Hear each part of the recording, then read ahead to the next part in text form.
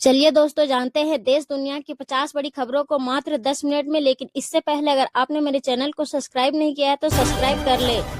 ईरानी German पत्रकार Michel Abdullahi ने ईरानी सरकार पर चौंकाने वाले आरोप लगाए हैं। उन्होंने कहा कि ईरानी सुरक्षा बलों ने विरोध करने वाली महिलाओं के खिलाफ बलात्कार और म्यूटिलेशन को हथियार के रूप में इस्तेमाल किया ताकि वह लोगों में ज्यादा से ज्यादा डर पैदा कर सके और संघर्ष रुक जाए।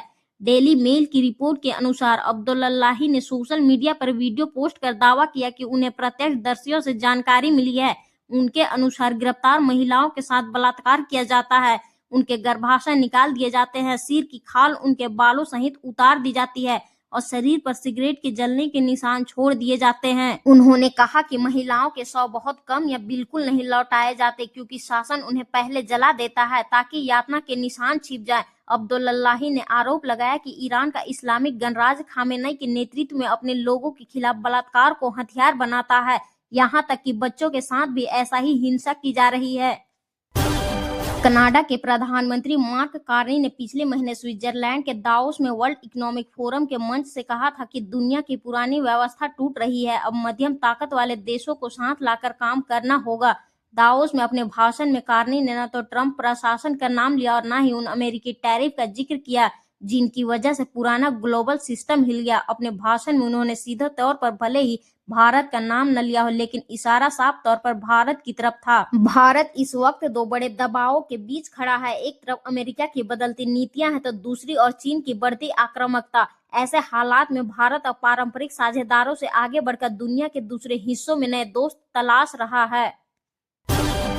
अमेरिका और ईरान के बीच तनाव कम करने के लिए शुक्रवार को तुर्की में महत्वपूर्ण बैठक होने की उम्मीद है। कई क्षेत्रीय अधिकारियों के अनुसार अमेरिकी राष्ट्रपति डोनाल्ड ट्रंप के दूत स्टीव विटकॉफ, उनके दामाद और सलाहकार जेरेड कुशनेर और ईरान के विदेश मंत्री अब्बास आरागची इस बैठक में शामिल होंगे। साथ ही तुर्की, कतर और मिस्र के वरिष्ठ अधिकारियों के भी मौजूद रहने की संभावना है। कुछ सूत्रों के मुताबिक सऊदी अरब, संयुक्त अरब अमीरात, ओमान और पाकिस्तान जैसे अन्य देशों के प्रतिनिधि भी इसमें भाग ले सकते हैं। यह बैठक ऐसे समय में हो रही है जब अमेरिका और ईरान के बीच संबंध बहुत खराब हो चुके हैं। ट्रंप ने हाल ही में ईरान पर हमले की धमकी दी थी।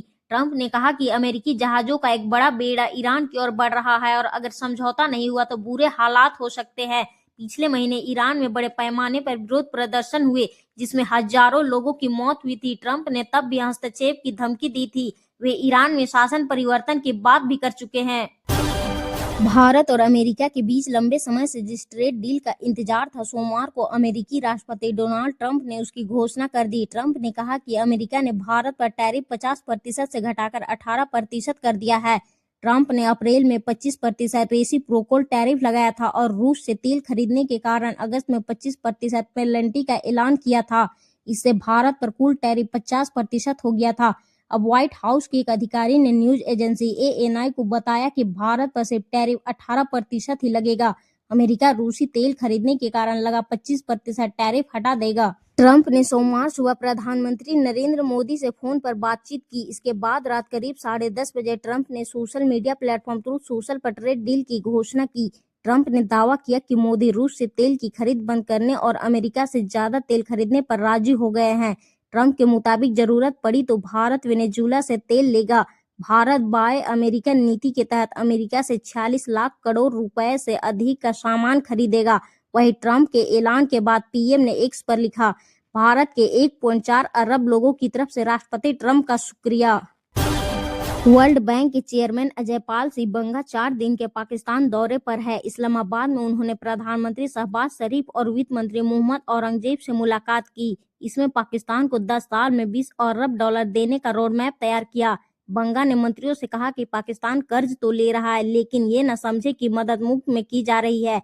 आप अपने देश में करप्शन और टैक्स चोरी रोके, अगर सुधार नहीं किए तो आने वाले सालों में कोई कर्ज नहीं मिलेगा। वही बंगा ने आधार और डिजिटल पेमेंट का जिक्र भी किया। हालांकि उन्होंने भारत का नाम नहीं लिया। माना यही जा रहा है कि उन्होंने पाकिस्तान को भारत से सीखने की नसीहत दी। बंगा आज पंजाब के खुशाब जिले में स्थित अपने पुश्तैनी गांव जाएंगे। 1947 के बंटवारे के बाद बंगा परिवार का पहला सदस्य अपने पैतृक गांव जा रहा है। इससे पहले उन्होंने गुरुद्वारा पंजा साहिब में माथा टेका। भारत ने सिंधु जल संधि IWT के तहत गठित कोर्ट ऑफ आर्बिट्रेशन यानी COA की कार्यवाही को खारिज कर दिया है। भारत ने कहा कि वह इस अदालत की वैधता को नहीं मानता और इसकी किसी भी प्रक्रिया में शामिल नहीं होगा। NDTV के रिपोर्ट के मुताबिक सरकार ने कहा है कि जब सिंधु जल संधि को ही भारत ने स्थगित कर रखा है तो उस संधि के तहत बनी किसी संस्था को जवाब देने की बाध्यता नहीं है। कोर्ट ऑफ आर्बिट्रेशन ने फरवरी 2 से 3 को नीदरलैंड के पीस पैलेस में सुनवाई तय की है। साथ ही भारत के बगलिहार और किशनगंगा हाइड्रो पावर प्रोजेक्ट से जुड़े पोंडेज लॉन्गबुक दस्तावेज पेश करने का आदेश दिया है। भारत ने इन आदेशों का जवाब देने से इनकार कर दिया है।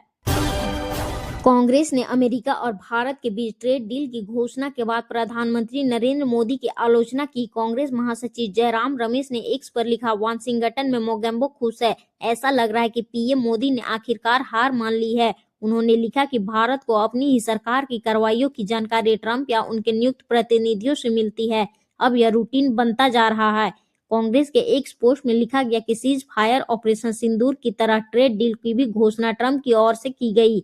बताया गया कि मोदी की रिक्वेस्ट पर ट्रेड डील की जा रही है। उन्होंने पूर्व चीफ आर्मी जनरल नरवणे की अनपब्लिश्ड बुक का हवाला देते हुए कहा, 31 अगस्त 2020 को 4 चीनी टैंक लद्दाख बॉर्डर के पास पहुंच गए थे। आज संसद के बजट सत्र का 5वां दिन है। दोनों सदनों लोकसभा और राज्यसभा में राष्ट्रपति के अभिभाषण पर धन्यवाद प्रस्ताव पर चर्चा जारी रहेगी। नरवणे की बुक अमेरिकी ट्रेड डील पर हंगामे हो सकता है। राहुल के ऐसा कहते ही पहले रक्षा मंत्री राजनाथ सिंह और फिर गृह मंत्री शाह ने उन्हें टोका। इसके बाद स्पीकर ने नियमों का हवाला देते हुए उन्हें रोका।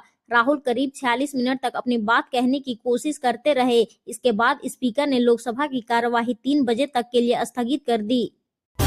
कांग्रेस ने लिखा कि यह भी बताया गया कि मोदी रूस से तेल नहीं खरीदेगा, अमेरिका और वेनेजुला से तेल खरीदेंगे। क्या ट्रेड डील में मोदी सरकार रूस का साथ छोड़ने पर राजी हुई है? अमेरिका से ज्यादा सामान खरीदने की बात भी कही गई। अगर ऐसा है तो मेक इन इंडिया का क्या हुआ?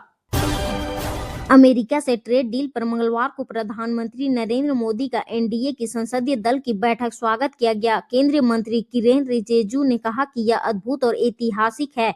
कांग्रेस के लोकसभा सांसद भी संसद परिसर स्थित कांग्रेस संसदीय दल CPP कार्यालय में बैठक हुई। सोमवार को लोकसभा के विपक्ष के नेता राहुल गांधी ने भाषण के दौरान जोरदार हंगामा हुआ था। दोपहर 3 बजे तक लोकसभा की कार्यवाही शुरू होते ही राहुल ने बोलना शुरू किया, लेकिन हंगामे के चलते महज 9 मिनट बाद ही कार्यवाही शाम 4 बजे तक के लिए स्थगित कर दी गई। शाम 4 बजे भी कार्यवाही शुरू होते ही फिर हंगामा हुआ और 11 मिनट बाद कार्यवाही मंगलवार सुबह 11 बजे तक स्थगित कर दी गई। राहुल गांधी को राजनाथ ने 11 बार, शाह ने 7 बार टोका। इसके अलावा किरेन रिजिजू ने 2 बार और अनुराग ठाकुर ने 6 बार रोका। बजट सत्र के 5वें दिन लोकसभा की कार्यवाही सुबह 11 बजे शुरू हुई और 8 मिनट ही चली। विपक्ष ने प्रधानमंत्री नरेंद्र मोदी के खिलाफ नारे लगाए। सदन 12 बजे तक स्थगित किया गया। दूसरी बार भी सदन की कार्यवाही केवल 13 मिनट ही चल सकी। स्पीकर ने सदन की कार्यवाही दोपहर 2 बजे तक के लिए स्थगित की है। लोकसभा स्पीकर ने विपक्षी सांसदों से कहा, नारेबाजी गलत है, नियमों के खिलाफ है। इसके बावजूद विपक्ष लगातार हंगामा करता रहा। सूत्रों के मुताबिक हंगामे को लेकर स्पीकर ओम बिरला ने कांग्रेस और भाजपा सांसदों के साथ बैठक की है ताकि सदन बिना हंगामे के चलाया जा सके।